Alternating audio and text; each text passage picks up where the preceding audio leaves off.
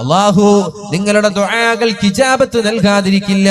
അതുകൊണ്ട് ദുആക്ക് ഉത്തരം കിട്ടുമെന്നുള്ള പ്രതീക്ഷയോടെ ഖൗഫൻ വ തമഅ, പ്രതീക്ഷയോടെ പേടിയോടെ ജീവിതത്തിൽ വന്നുപോയ ആ തെറ്റുകളെ കുറിച്ച് ആലോചിച്ച് പേടിയോടെ, അതോടൊപ്പം അല്ലാഹു ഗഫൂറാണ് റഹീമാണ്, അല്ലാഹു ദുആഇന് ഇജാബത്ത് നൽകുന്നവരാണ് എന്ന പ്രതീക്ഷയോടെ അല്ലാഹുവിനോട് ദുആ ചെയ്യൂ മുഅ്മിനീങ്ങളെ.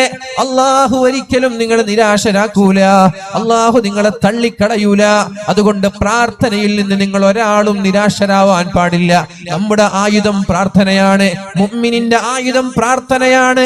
പ്രാർത്ഥന നെഞ്ചോട് ചേർത്ത് വെക്കണം, നിരന്തരമായി ദുആ ചെയ്യണം. അല്ലാഹു റബ്ബ് സുബ്ഹാനഹു വ തആല തൗഫീഖ് നൽകട്ടെ.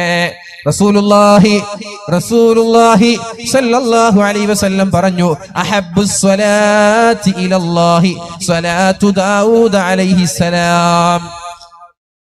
അല്ലാഹുവിന് ഏറ്റവും ഇഷ്ടപ്പെട്ട നിസ്കാരം മഹാനായ ദാവൂദ് നബി അലൈഹിസ്സലാമിന്റെ നിസ്കാരമാണ്. അല്ലാഹുവിന് ഏറ്റവും ഇഷ്ടപ്പെട്ട നിസ്കാരം ദാവൂദ് നബി അലൈഹിസ്സലാമിന്റെ നിസ്കാരമാണ്. എന്താണ് ദാവൂദ് നബി അലൈഹിസ്സലാമിന്റെ നിസ്കാരത്തിന്റെ പ്രത്യേകത?